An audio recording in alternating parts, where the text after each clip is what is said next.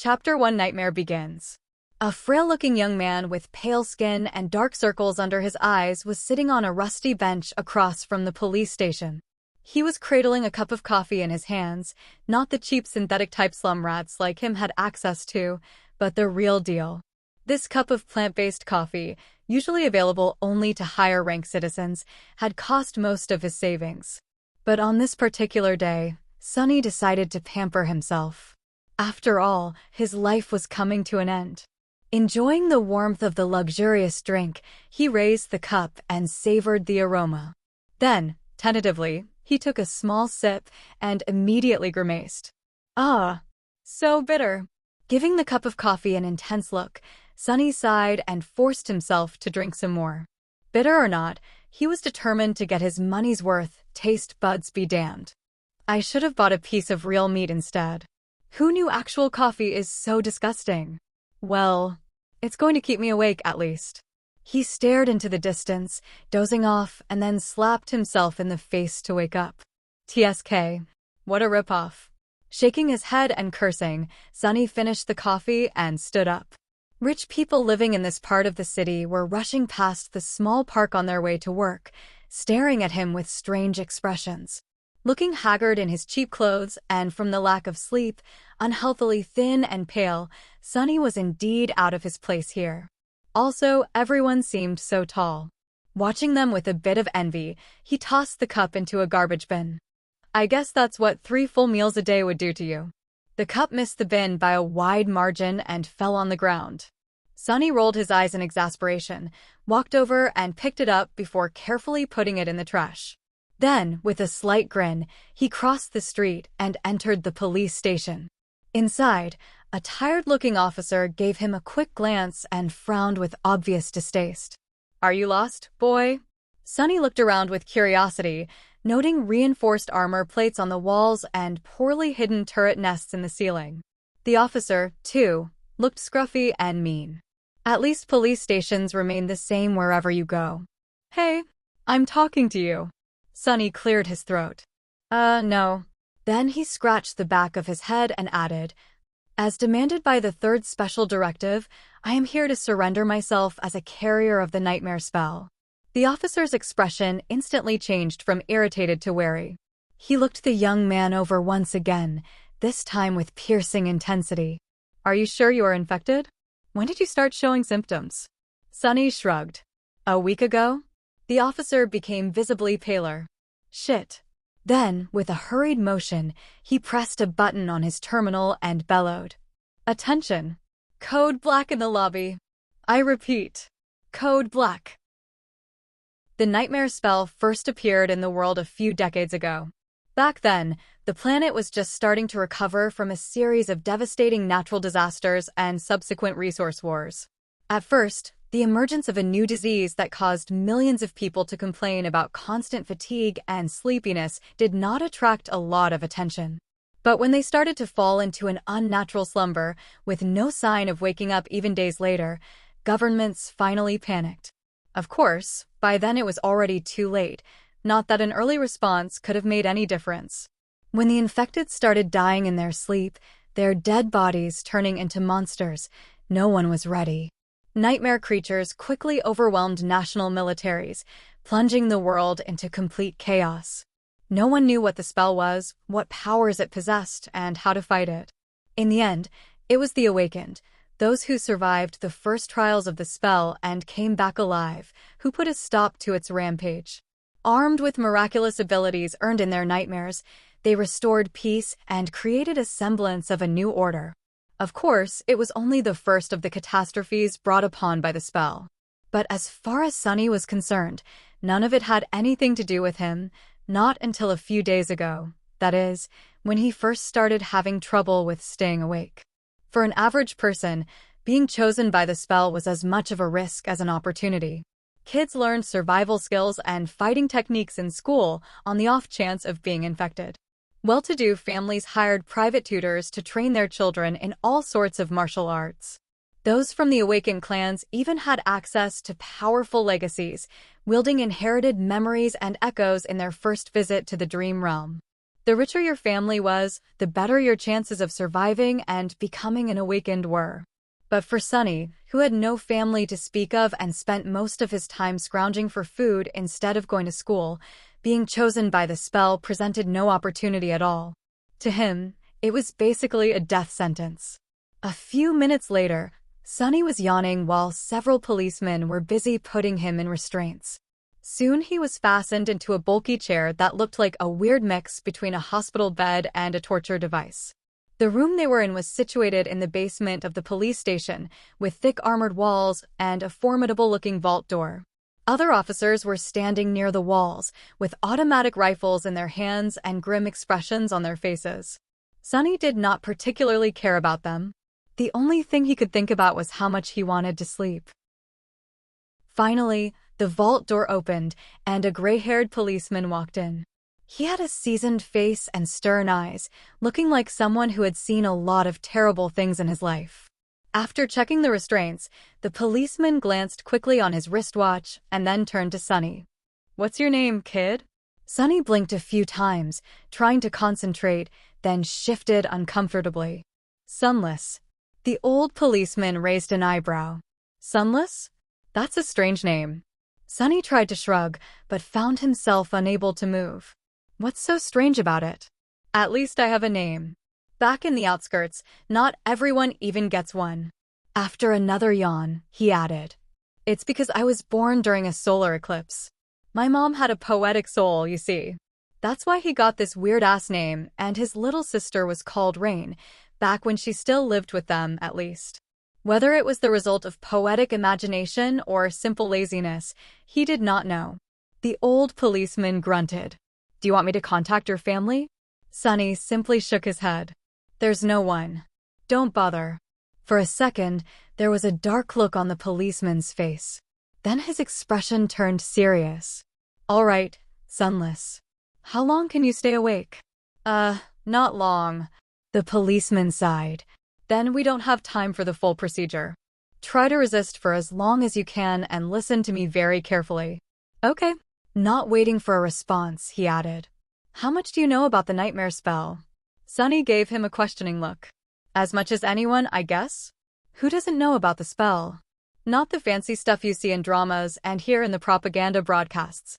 I mean, how much do you really know?" That was a hard question to answer. Don't I just go into the dream realm, kill a few monsters to complete the first nightmare, receive magic powers, and become an awakened? The old policeman shook his head. "Listen carefully. Once you fall asleep, you will be transported inside your first nightmare. Nightmares are trials created by the spell. Once inside, you will meet monsters, sure, but you will also meet people. Remember, they are not real. They're just illusions conjured up to test you." "How do you know?" The policeman just stared at him. "I mean, no one understands what the spell is and how it works, right? So how do you know that they're not real? You might have to kill them, kid. So do yourself a favor and just think about them as illusions." "Oh!" The old policeman waited for a second, then nodded and continued. "A lot of things about the first nightmare depend on luck. Generally, it shouldn't be overwhelmingly hard. The situation you're in, the tools you have at your disposal, and the creatures you have to defeat should be within the range of your abilities, at least. After all, the spell sets up trials, not executions. You're a bit disadvantaged due to, well, your circumstances. But kids from the outskirts are tough. Don't give up on yourself just yet." Sunny was getting more and more sleepy. It was becoming hard to follow the conversation. "About those magic powers you mentioned, you will indeed receive them if you survive until the end of the nightmare. What those powers will be, exactly, depends on your natural affinity as well what you do during the trial. But some of it will be at your disposal right from the start." The voice of the old policeman sounded more and more distant. Sunny's eyelids were so heavy that he was struggling to keep his eyes open. "Remember, the first thing you must do once inside the nightmare is to check your attributes and your aspect. If you get a combat-oriented aspect, something like a swordsman or an archer, things will be easier. If it is reinforced by a physical attribute, then that's even better. Combat aspects are the most common, so the probability of receiving one is high." The armored room was growing dimmer. If you're unlucky and your aspect has nothing to do with combat, don't despair. Sorcery and utility aspects are useful in their own ways, you'll just have to be smart about it. There are really no useless aspects. Well, almost. So just do anything in your power to survive. If you survive, you will be halfway to becoming an awakened. But if you die, you'll open a gate for a nightmare creature to appear in the real world. Which means that my colleagues and I will have to deal with it. So, please don't die, Sunless. Already half asleep, Sunny felt a bit touched by the policeman's words. Or, at least, try to not die right away. The nearest awakened won't be able to get here for a few hours, so we would really appreciate it if you don't make us fight that thing ourselves. What? With that last thought, Sunny finally slipped into a deep slumber. Everything became black. And then, in the darkness, a faintly familiar voice rang. Aspirant, welcome to the nightmare spell. Prepare for your first trial. Finished. Shadow Slave. Chapter 1 Nightmare begins. Next, Chapter 2 Slave Caravan. Chapter 2 Slave Caravan. Sunny dreamt of a mountain. Jagged and lonesome, it dwarfed other peaks of the mountain chain, cutting the night sky with its sharp edges. A radiant moon bathed its slopes in the ghostly, pale light. On one of the slopes, the remnants of an old road stubbornly clung to the rocks.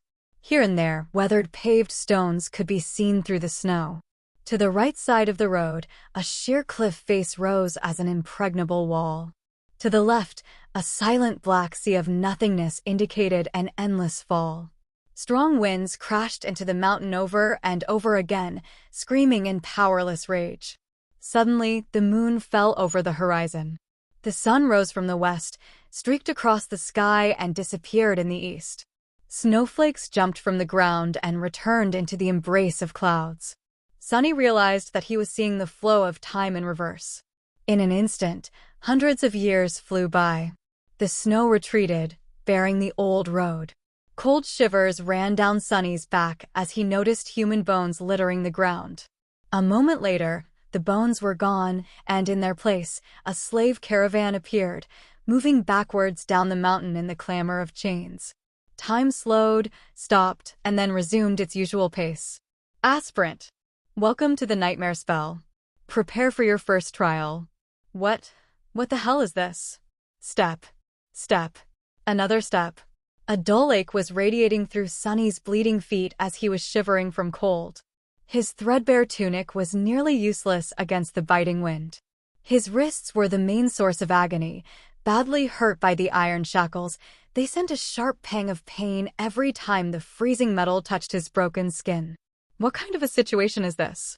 Sunny looked up and down, noticing a long chain winding up the road, with dozens and dozens of hollow-eyed people, slaves just like him, shackled to it at small intervals. Ahead of him, a man with broad shoulders and a bloodied back was walking with a measured gait. Behind him, a shifty-looking guy with quick, desperate eyes was quietly cursing under his breath in a language that Sunny did not know, but somehow still understood. From time to time, armed horsemen in ancient-style armor would pass by, giving the slaves menacing looks. However you judged it, things were really bad. Sunny was more bewildered than panicked. True, these circumstances were not like what the first nightmares were supposed to be. Usually, freshly chosen aspirants would find themselves in a scenario that presented them with a fair amount of agency. They would become members of privileged or warrior castes, with plenty of access to necessary weapons to at least try to tackle any conflict. Starting out as a powerless slave, shackled and already half dead, was as far from being ideal as one could imagine. However, the spell was as much about challenge as it was about balance. As the old policeman said, it created trials, not executions. So Sunny was pretty sure that, to counter this abysmal start, it would reward him with something good. A powerful aspect at least. Let's see, how do I do this? Remembering popular webtoons he read as a child, Sunny concentrated and thought about words like status, myself, and information. Indeed, as soon as he focused, shimmering runes appeared in the air in front of him. Once again, although he did not know this ancient alphabet, the meaning behind it was somehow clear. He quickly found the rune describing his aspect, and, finally, lost his composure. What? What the actual fuck? Name: Sunless. True name: rank: aspirant. Soul core: dormant. Memories: echoes. Attributes: faded, mark of divinity, child of shadows. Aspect: temple slave. Aspect description: slave is a useless wretch with no skills or abilities worth a mention. A temple slave is just the same, except much rarer. Speechless, Sunny stared at the runes, trying to convince himself that he was maybe just seeing things. Surely, he couldn't be that unlucky, right? No useless aspects, my ass. As soon as this thought appeared in his mind, he lost the rhythm of his steps and stumbled, pulling the chain down with his weight. Immediately, the shifty guy behind him screamed, "Whore's bastard! Watch where you're going." Sunny hurriedly dismissed the runes, which were only visible to him, and tried to recover his balance. A moment later, he was once again walking steadily, however, not before inadvertently pulling on the chain one more time. "You little shit. I'm going to kill you." The broad-shouldered man in front of Sunny chuckled without turning his head. Why bother? The weakling will be dead by sunrise anyway. The mountain will kill him. A few seconds later, he added, "It'll kill you and me too." Just a bit later. "I really don't know what the Imperials are thinking, forcing us into this cold." The shifty guy gasped. "Speak for yourself, fool. I'm planning to survive." Sunny silently shook his head and concentrated on not falling again. What a charming pair. Suddenly, a third voice joined the conversation from somewhere further back. This one sounded gentle and intelligent. "This mountain pass is usually much warmer this time of year. We just had really bad luck. Also, I would advise you against harming this boy." "Why is that?" Sunny turned his head slightly, listening. "Haven't you seen the markings on his skin? He is not like us, who fell into slavery due to debts, crimes, or misfortune. He was born a slave. A temple slave, to be precise. Not long ago, the Imperials destroyed the last temple of the Shadow God.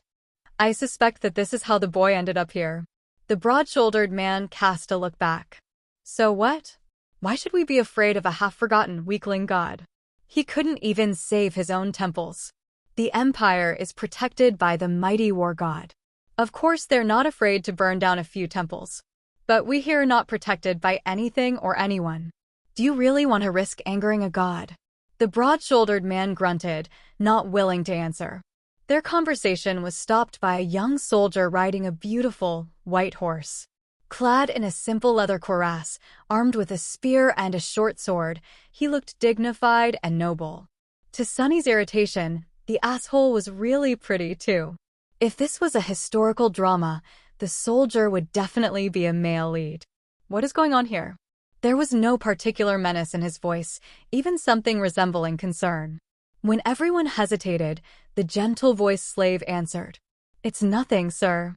We are just all tired and cold. Especially our young friend over there. This journey is truly too hard for someone that young." The soldier looked at Sunny with pity. "What are you looking at? You're not much older than me," Sunny thought. Of course, he didn't say anything out loud. The soldier sighed and took a flask from his belt before extending it to Sunny. "Bear with it a little more, child. We will stop for the night soon. For now, here, drink some water." Child? Child. Due to his thin body and small stature, both caused by malnourishment, Sunny was often mistaken for someone younger. Usually, he didn't hesitate to use it to his advantage, but now, for some reason, being called a child really irked him. Still, he was really thirsty. He was just about to take the flask when a whip cracked in the air, and suddenly Sunny was in a world of pain.